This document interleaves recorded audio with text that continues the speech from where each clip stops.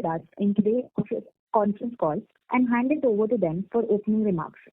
We firstly have with us Mr. Dhruv Shringi, Whole-time Director and Chief Executive Officer, Mr. Rohan Mittal, Group Chief Financial Officer, and Mr. Manish Hemrajani, Vice President of Corporate Investor Relations. Without further ado, I request Mr. Dhruv Shringi to start with his opening remarks. Thank you, and over to you, sir. Thank you, and good morning, everyone, and thank you for joining us for our first quarter 2025 earnings call. For the quarter ended June 30th, 2024, we reported revenue of 1,008 million rupees, representing a decrease of 9% year-over-year. Adjusted air ticketing margin was impacted by a 24% decrease driven by lower volumes.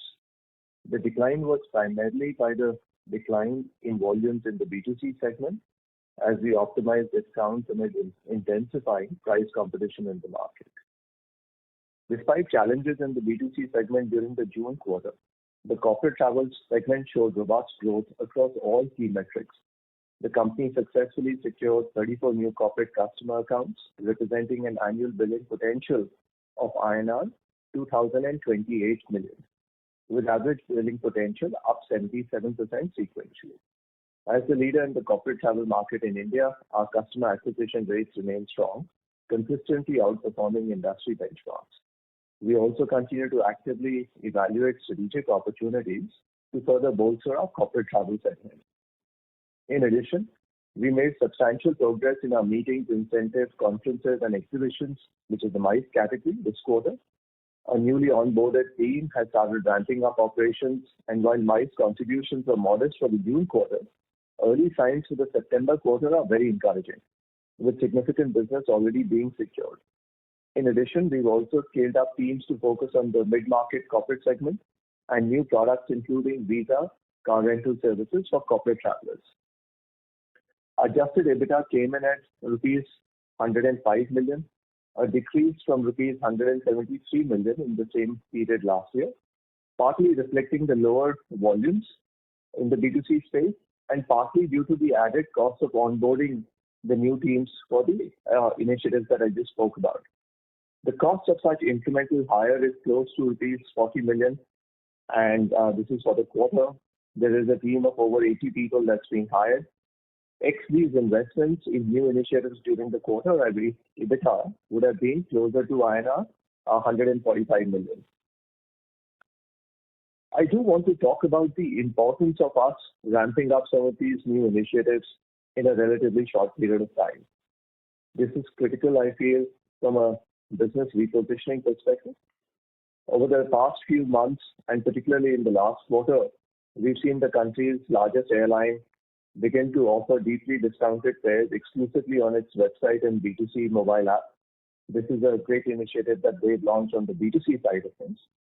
In light of this recent consolidation within India's domestic aviation sector and the current aircraft supply constraint, this trend is significantly increasing customer acquisition costs in the B2C space for intermediaries like us. As a result, it is imperative that we rapidly expand our corporate travel business, and we are actively exploring both organic and inorganic growth opportunities to achieve this. The MICE industry, presents a compelling growth opportunity, and it's a very attractive margin profile. It's a very good strategic fit to our corporate portfolio alongside our visa facilitation and car rental services. Additionally, as a company, we've also initiated a cost optimization program, and we are streamlining our non-corporate businesses and seeing how we can optimize costs in these areas. And we've streamlined almost 100 positions, and the benefits of this should start flowing through in the month of September after accounting for any notice period obligations. For the quarter ended 30th of June 2024, we reported revenue, as I mentioned earlier, of rupees 1,008 million, down 9% year-over-year, and adjusted revenue of rupees 1,388 million, down 16% year-over-year, mainly driven by lower gross bookings on account of the decrease in the B2C air ticketing segment. While it is our strategy to position ourselves as a corporate provider of choice, we recognize that our ideal customer mix should be maybe a bit more strategically balanced, and we are determined to win back our B2C share by implementing certain strategies in the coming quarters. These are more tech-enabled kind of strategies that we've identified, more partnership-enabled plays. So these will not entail any significant expense on the P&L as we recover the market share. Meanwhile, we continue to expand our corporate customer base, and this is demonstrated by the strong additions of new corporate customer wins during the first quarter as well. We believe that our momentum in garnering reputable corporate clients serves as a testament to our excellent service and attractive platform offerings. Travel volumes in the IT sector, however, have remained subdued in Q1FY25 as well. However, we are pleased to report that our performance in the sector outpaced industry trends. While travel spend on the Yatra platform by our IT services customers was approximately 30% down versus pre-COVID levels, industry reports that we've seen recently indicate a nearly 50% decline in overall IT services travel spend compared to pre-COVID. This demonstrates Yatra's ability to capture an increased share of wallet within the IT services sector. I would also like to take the time to highlight some of our more recent strategic initiatives to expand our market and growth potential. As mentioned last quarter, we are expanding our software services to better meet the needs of our clients through the launch of our expense management solution. We are calling our solution Recap, which stands for Receipt Capture and Processing. Recap leverages cutting-edge technologies including Gen AI large language models for receipt analysis to enable more accurate and comprehensive expense tracking and significantly reducing errors and saving time for our customers. We are currently working with a handful of clients on the expense front as part of our pilot program as we look to cross-sell this product further into our current installed base. Expense management is a large and highly profitable segment, and our product capabilities make it a product that is suitable not just for the Indian market, but for international markets as well. Our initial response from customers has been very encouraging, and this solution allows us to further deepen our relationship with our customers. With a focus on the corporate segment and a commitment to expanding our presence and offering, as mentioned earlier, we recently onboarded a team in the MICE segment as well, and the early indications are highly encouraging. To provide some context on the market potential, the India MICE market was valued at approximately 27,500 crores in 2023 and is projected to grow to 85,000 crores by 2030, reflecting a compounded annual growth rate of 18% from 2023 to 2030. Hence, it's a very natural extension for us and will help us drive both incremental value and volume from our customers. Now, turning to the broader economic landscape, business travel in India is on an upward trajectory. Currently, India ranks as the 9th largest market globally in terms of business travel spends. The market is expected to reach 38 billion this year and is projected to grow by 18% next year, surpassing pre-pandemic levels. This growth is underpinned by a strong economic outlook for the country, with the Reserve Bank of India projecting real GDP growth of 7.2% in FY25, driven by increasing private consumption and a resurgence in demand from rural areas, making the fourth consecutive year of 7+% growth in India. The RBI also highlighted the positive impact of healthy balance sheets among banks and corporates, along with the government's ongoing focus on capital expenditure. And we believe this translates into greater demand in the corporate travel segment. While domestic travel remains stable with expected growth in the high single digits, outbound travel is expected to grow significantly. Reports suggest that India's outbound departures have nearly tripled or could nearly triple to 50 million by 2030, fueled by improved connectivity, more direct and affordable flights, and a growing desire for international travel. Additionally, several countries, including Egypt, Azerbaijan, Georgia, and Southeast Asian nations like Indonesia and Malaysia, have relaxed visa requirements, making them popular destinations for Indian travelers. While the June quarter has posed challenges for our B2C segment, we are encouraged by the strong momentum we are witnessing in our corporate travel business. The growth in new corporate accounts and the exciting development in our MICE business underscores our commitment to driving long-term value for our stakeholders.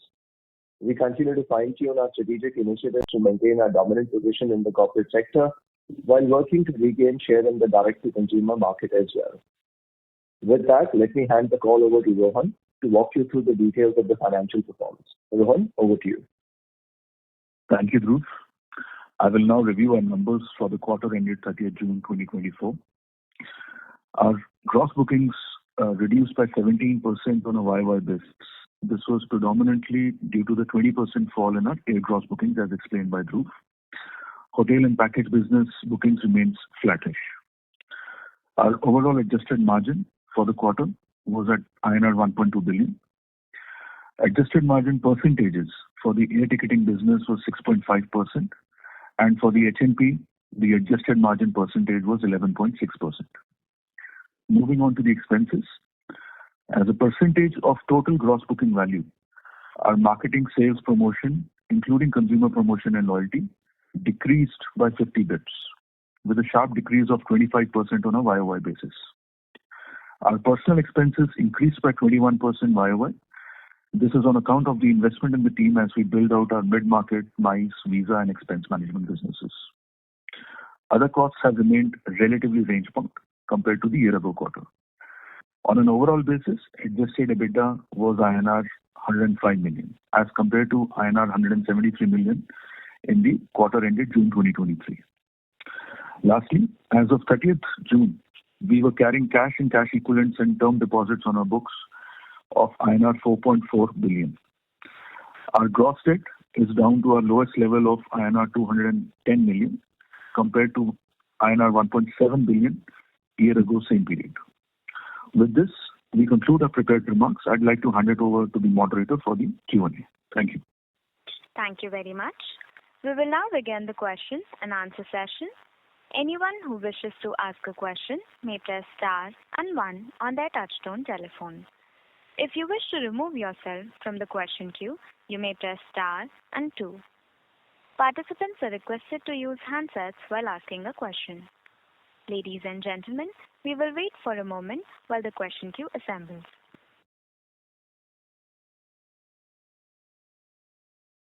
The first question is from the line of Manik Taneja from Axis Capital. Please go ahead. Hi, thank you for the opportunity. Dhruv, just wanted to get more details about the comments that you made in terms of competitive intensity. If you could elaborate in terms of what are you seeing in terms of price competition in the market. The second question was with regards to your strategy of optimizing discounts. While I do see that your customer engagement cost at an overall level have come off, but when I see this segment by segment, especially on the hotel side, what is driving that number higher, especially in the context of the fact that you have been speaking about driving growth on the B2B side, and in that backdrop, why should this cost be going up over there? And then what is also driving the muted growth on the hotels business side, given that last year we had some challenges with exits of certain businesses, but this year also this number essentially appears very, very muted. Yeah, those are my questions. Sure. Thank you for that, Manik. Manik, in terms of competition, what we've seen is that, and this is for the B2C business, so one can easily evaluate this if you go to let's say a meta search platform like a Skyscanner or to Google Flights, you'll see that Indigo has significantly started offering a reduced fare, which is available on their website only. Now, Indigo obviously is 60% of the market, and with the market leader providing a fare that's available only on their website, which is not accessible to other OTA platforms, that does create a bit of a challenge in terms of customer acquisition. And the margins on low-cost carriers are anyways wafer thin, so there is not enough headroom for us to be able to come anywhere even remotely close to the price which is being offered by them. So that is one challenge which is happening, and if you want to then gain volume on the other airlines, that means you have to discount, and this is not just for us. This then leads to a scenario where everyone else is playing for the other airlines, which is part of the Air India group or Akasa. So there is renewed competition for those limited then opportunities. So that's what's playing out on the B2C air side. And my sense is, this is maybe similar to the global trends which are there. Right? We've seen in the past airlines like Southwest, Ryanair, EasyJet do similar things for a period of time. and I think it's now reaching the Indian shores as well. So it just, in a way, tells us and reinforces our belief that the corporate, from a long-term point of view, in a market where suppliers are going to be concentrated, is a much better place. We have to focus our efforts on really doubling down, right, on the corporate side of things. So that's what's happening on the air front. In terms of on the hotel side, hotels we feel is slightly different from a supply perspective. Hotels offer a more fragmented supply base. Hence, that's another area that we are looking at scaling up. And there is some incremental marketing effort which is going into driving up volumes on the hotel side. The only reason you're not seeing it in the current quarter is because of a base effect, for the same reason that we've mentioned for the last 3 quarters or so, which is that we had the partner's volumes had dropped off significantly, and that's the reason why the base effect is there. In the current quarter, which is the September quarter, the base effect will start nullifying. So you will then start seeing the organic growth come through on the hotel side as well in the September quarter. Sure. But just to understand the higher customer engagement cost on the hotel side, what is driving that, given the business mix is moving towards more of B2B/corporate side on the hotel business? Yeah, so on the hotel side as well, on the B2B front, there's some introductory offers that we are making to our corporate customers to help them migrate onto our platform. These are typically, ranging between 3 to 9 months kind of introductory offers where they're seeing some special fares and prices to migrate onto our platform. But this is part of a larger contract commitment, so we'll even out. Okay. So should we be building in similar kind of promotional activity on the hotel side to continue while we continue to remain much more disciplined on the airline side? Is that the way you should be thinking about FY25? That's right. Till December at least, you should expect this to be in a similar manner, because there are 2 or 3 large customers where we are working with them in terms of these introductory offers for a period of time, ranging from 3 to 9 months. Okay. And the last one from my end, basically, you had provided a certain outlook during the time of India listing. Any updates on that front? Because you did mention in the Q4 call that there might be some adjustments on that front. That would be great to get the management's view on the thing. Yeah. See, unfortunately, there are 2 headwinds which have come through, which were not there at the time when we guys were looking at the India listing. One is obviously the supply side constraint that has come on account of IndiGo's 75 plus aircrafts getting out of circulation for the engine repair issue. That started in January of this year, and then obviously it's only intensified in the current quarter. And the other is, I think the trend that I'm seeing with IndiGo in terms of their pricing proposition. To me, that I think is a bigger challenge for the B2C business. While supply, I think, will obviously come back, right? It's only a matter of time that supply side starts coming back. But the direct price competition from a supplier, especially in a consolidated market, would be more challenging for the B2C business. So that's the reason why we are pushing so heavily towards ramping up teams. Right? We added almost 90 people between the MICE and the mid-market team in the course of the last 4 odd months. Sure. Thank you, and all the best for the future. Thank you. Thank you. Ladies and gentlemen, you may press star and 1 to ask a question.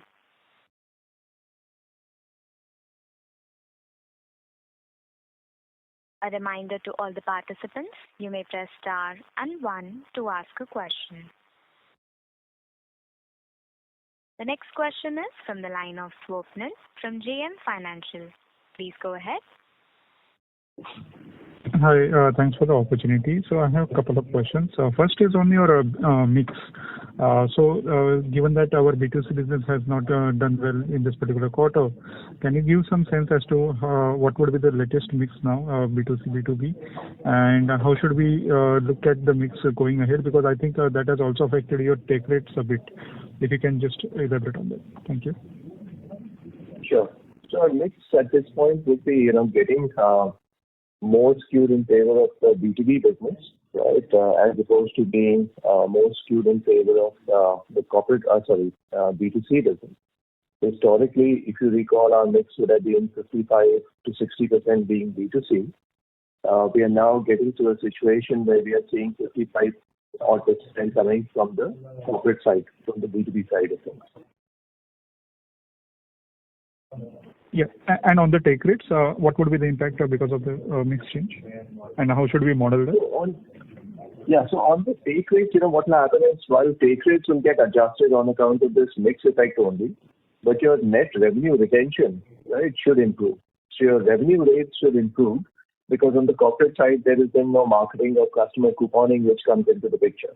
So while take rates will get, marginally depressed because of this change in mix, and my sense, if I just do a quick math on that, would be in the 30 to 50 basis points kind of change at the overall take rate level. But in terms of the net revenue flow through, that should improve on account of the higher mix of corporate. Got it.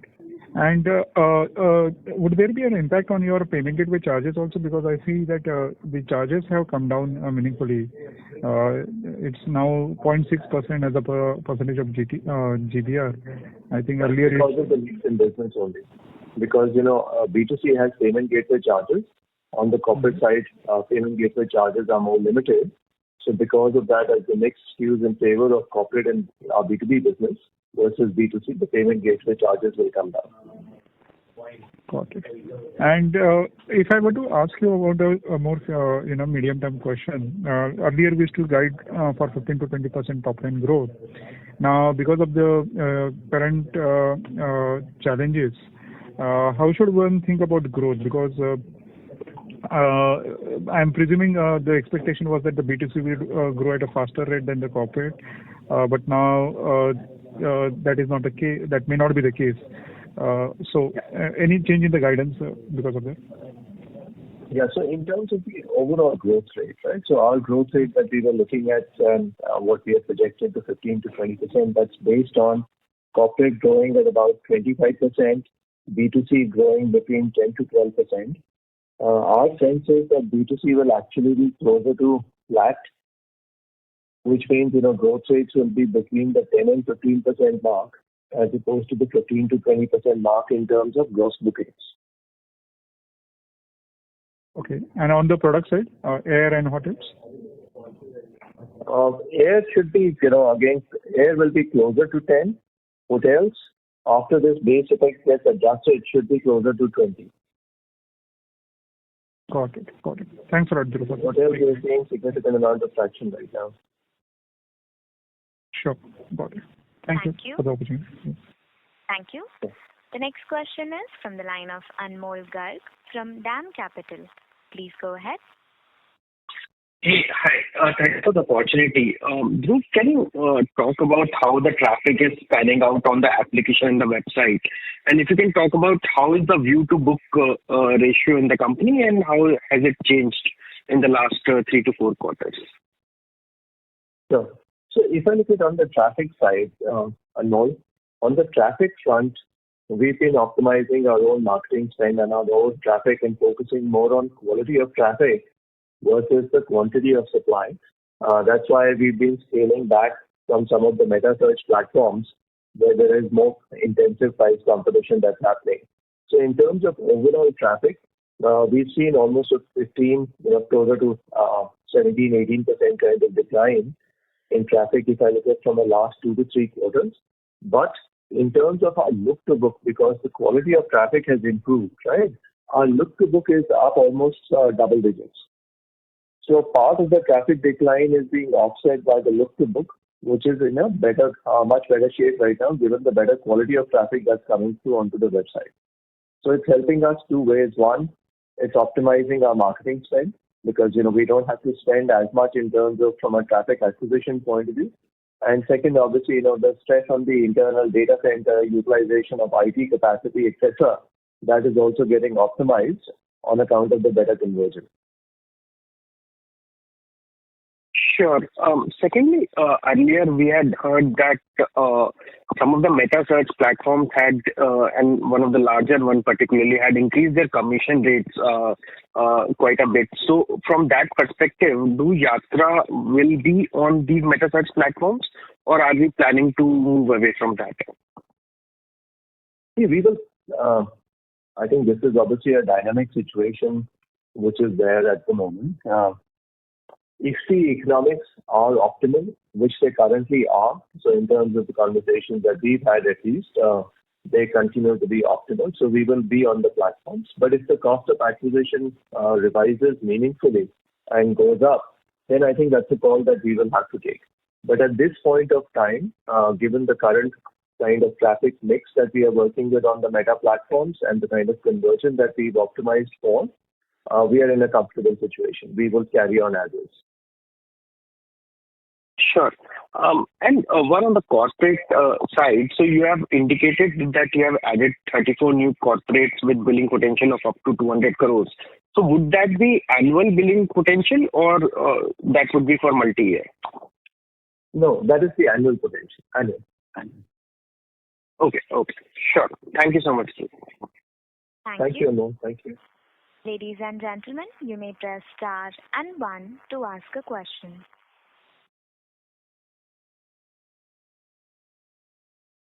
A reminder to all the participants, you may press star and 1 to ask a question.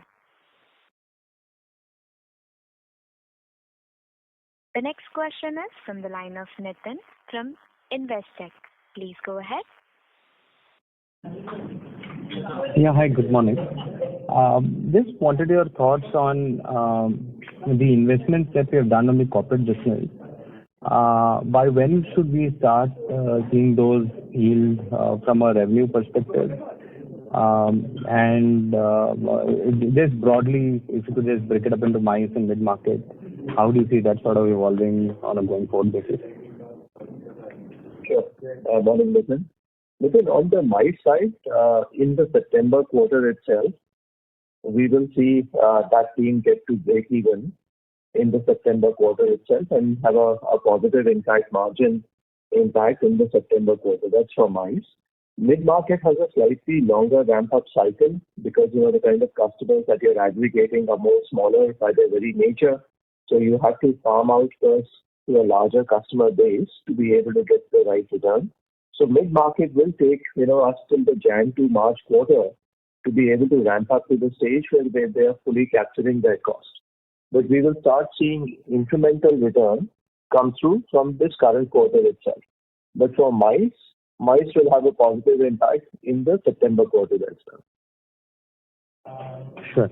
And how is the expense management and the throughput to the SME business so far? What's been the experience?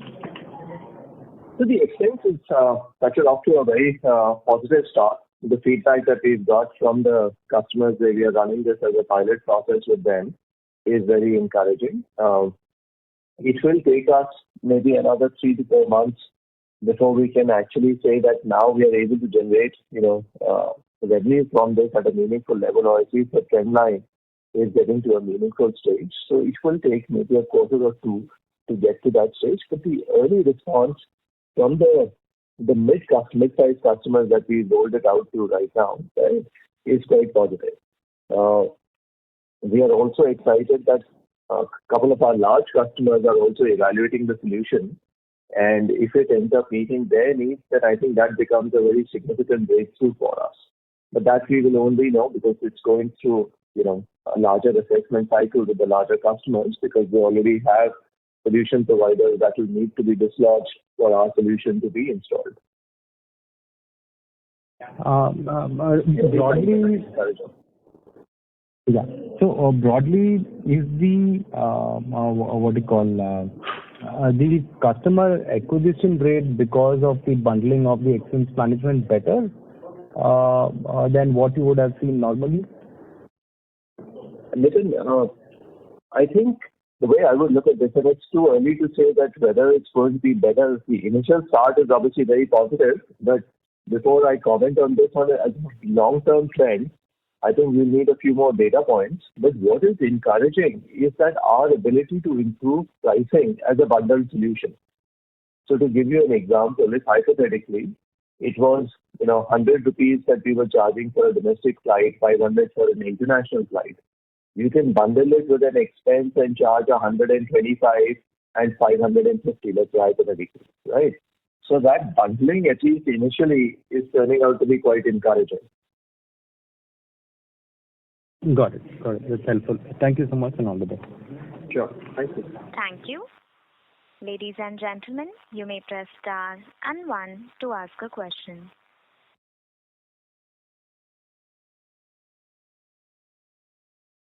A reminder to all the participants, you may press star and one to ask a question.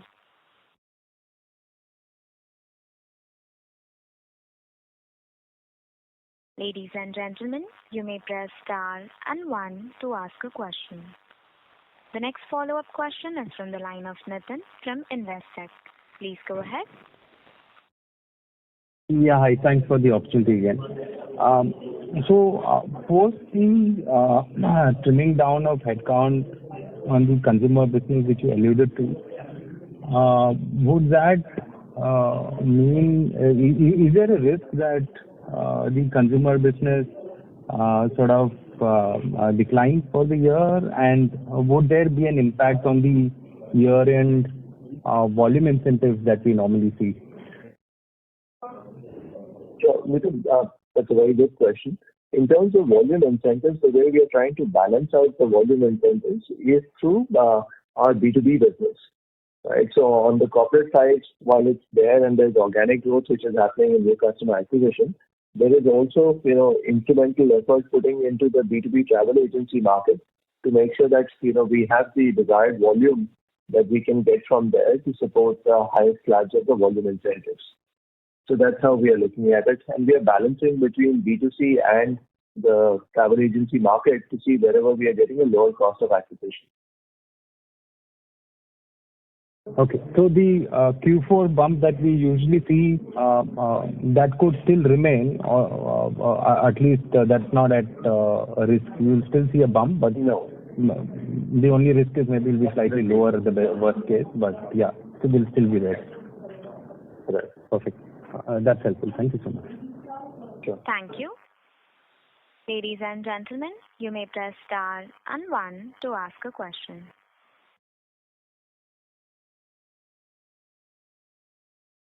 A reminder to all the participants, you may press star and one to ask a question.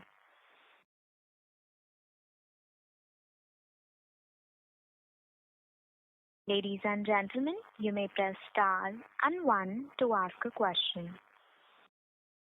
The next follow-up question is from the line of Swapnil from JM Financial. Please go ahead. Yeah, hi. Thanks for the opportunity again. Just one question. There is a mention of a provision of around 3.6 crores. If you can just elaborate on that, what is that relating to? Yeah. See, on the provision side, there is obviously, a continuous assessment that happens on liabilities that we are carrying. This is an assessment based on discussion with advisors that pertains largely to some earlier defunct airlines, which is being recorded as a one-time thing. If I'm not wrong, you had already taken a Go-related any impairment in your numbers, right? Is this something new or some other airline? Yes, this is going back even further than Go.